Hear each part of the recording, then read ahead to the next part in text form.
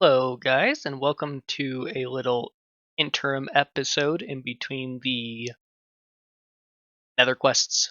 I'm going to go ahead and just do a real short one to upload today. I had a busy week. I had a photo shoot this week on top of all my normal work schedule and doing some workouts for running. So I've been quite busy this week. I've got a couple sections of stuff edited or recorded, but I haven't gotten a chance to edit them.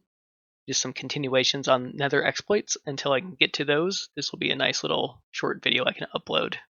I just want to go over the mod packs I use, or the mods I'm using in this custom mod pack. This mod pack was created by my brother so that we could use it on a realm that we play on together. So all of these mods are going to be client side, so you don't have to worry about if you're using a multiplayer server or if you're going through Minecraft realms. Just do a quick run through here. Zero's minimap is the minimap feature I'm using. There will also be a Zero's world map, which is the full scale map that I can pull up. Most of these are going to require Fabric to run. Fabric is just another mod or resource pack that you can download. Toro's auto attack is an auto attack mod that allows you to basically just click and start attacking. There's a similar one for placing. So you can use them for mob farms, you can use them for tree farms, you can build a TNT chambers and an automatic tree farm. Sodium is the big one. It's what the Optifine-esque thing that I'm running is that allows you to make all the little micro adjustments on the quality of the game to help micromanage the different assets and features of Minecraft on a finer scale so you can optimize performance. The shulker tooltips allows me to, once we get actually into shulker boxes, if you hover over a shulker box, it'll show you what's inside it, which is really handy, especially for big build projects. This puzzles lib one is not functional with some of our other mods, so it's just not on right now. This OWO lib is required for Toros to run, so that's just an extra file in there to help make this guy work. Just enough items is that kind of item mod I have on the right side of my screen when I'm in the inventory screen.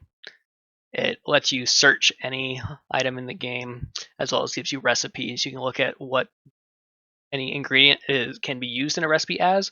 You can also look at how to make any ingredient. Iris Shaders is the shade pack that I'm using. It's what gives it that like really cool, almost real aesthetic. The Gecko lib is something that's running alongside the Iris shaders, I believe. This Fabric API is just it's what interacts between some of the beefier mods and the actual code of Minecraft, or so that's how it was explained to me. But this is necessary for Fabric to run on Minecraft. The entity textures and entity models, this is what makes it so that all of my, like the dogs will wag their tails and their ears move, and cats have a lot more animations.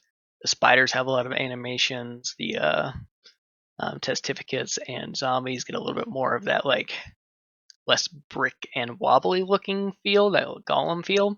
They've got a more natural movement. There's that world map. I do have a world edit installed. I do not think that it's currently working on 1.21 in Realms, but I do have that installed. The zoom mod is it's similar to the how like a spyglass works. It just lets you zoom in. The sound physics, it just is updated sound. Sodium Extra is I think you need both Sodium and Sodium Extra to run a lot of these mods. The simple voice chat, and replay mod is some of what I'm using to do some recording of certain events. The Sodium options is just an additional thing that you can do alongside Sodium. Mouse tweaks gives you a couple extra little things with your mouse where it will make it a little bit easier to move items around in your inventory. You can hold down shift and move things around and all that jazz. The mini HUD is a mod which I don't think up to now I've demonstrated, but it allows you to look at spheres and cylinders and various shapes, outlines. You can look at a despawn radius sphere. It also lets you look at light levels of every block in the game. Really useful for preventing spawning, as well as getting specific light levels for certain types of mob farms. The MA LI lib is a another mod that's required to make certain things run. The free cam's the mod that I use where I can detach a camera from the actual point of view of the character and fly around the world.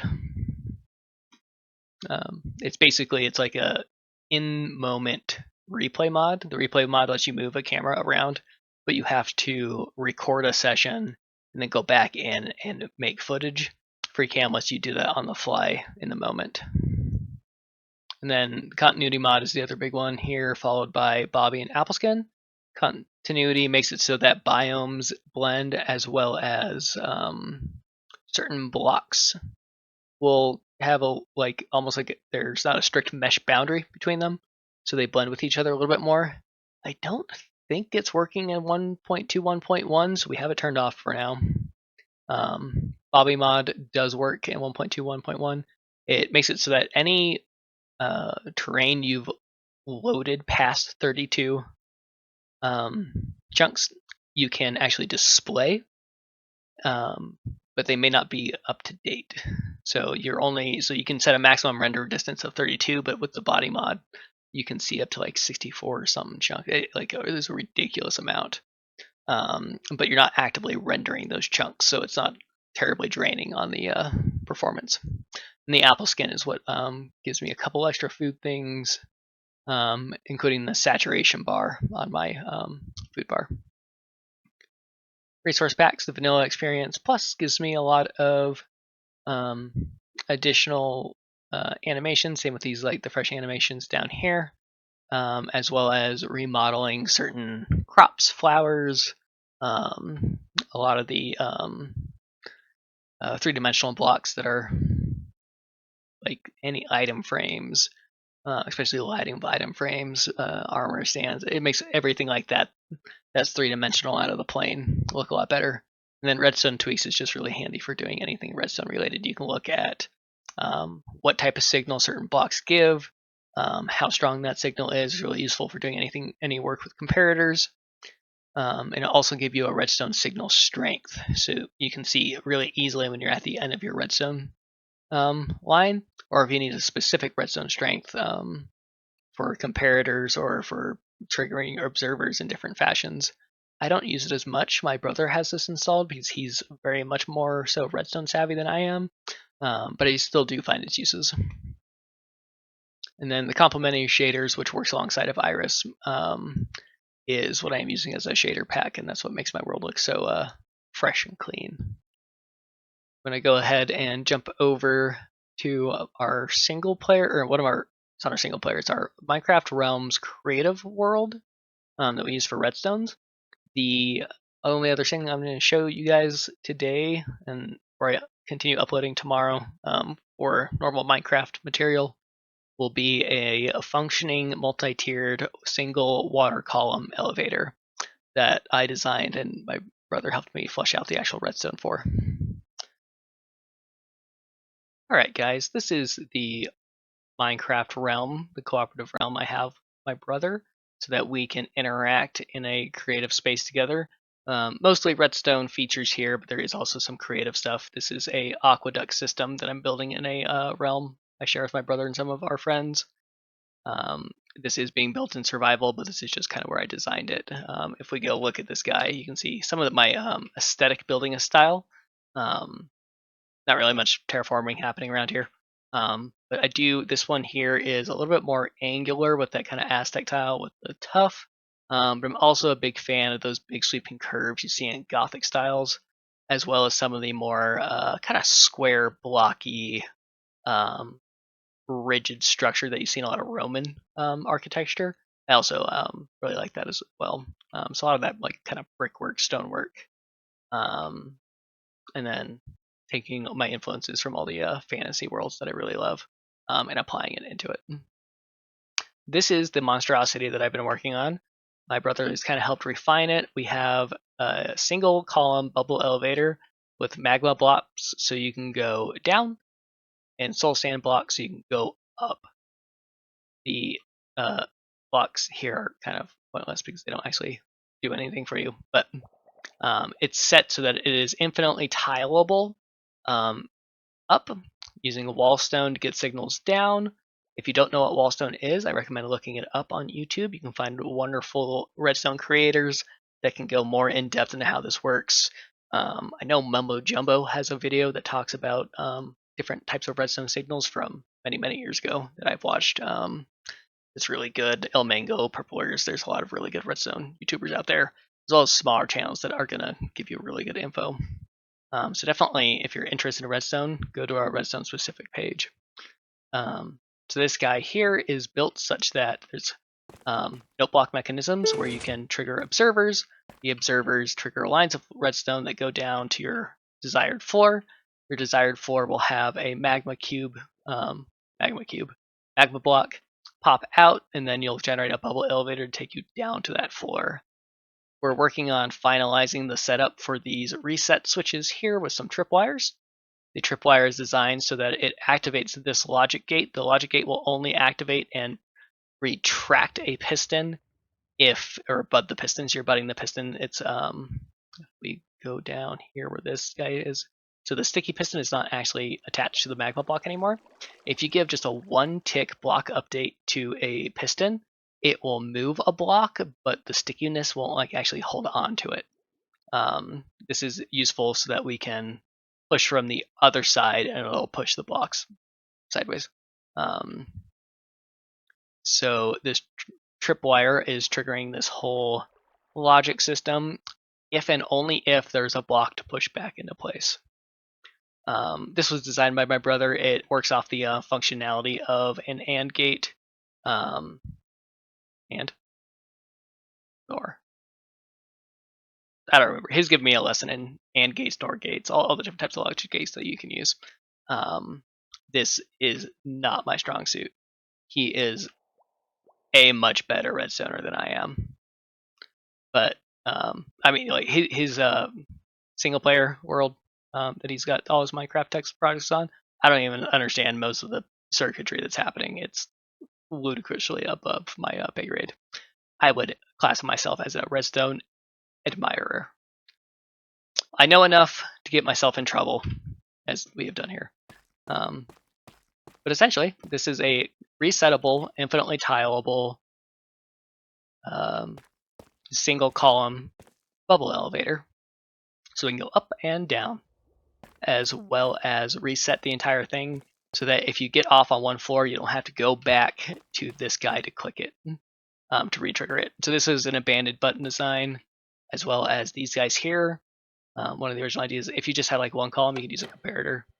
Still looks like you're lighting up for a call elevator floor.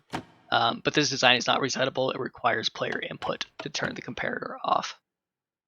So we will be going with this design here, where you just punch a note block and it produces a redstone signal. Here's activating this wallstone. So this wallstone is triggering. Oh yeah, triggering all the way down to this observer here. Observer gets hit by the state change of the wall, and we would bud this piston. This piston's currently extended, so we can't. It will take me a little bit more time to get this fully fleshed out before I can even attempt to build this thing in survival. I might add Lightmatica to my mod lineup because this thing is monstrosity. But there's going to be some more compaction done. There's a few redundancies in here I can take out. And then just getting a good layout in place. But the nice part is that I can just Lightmatica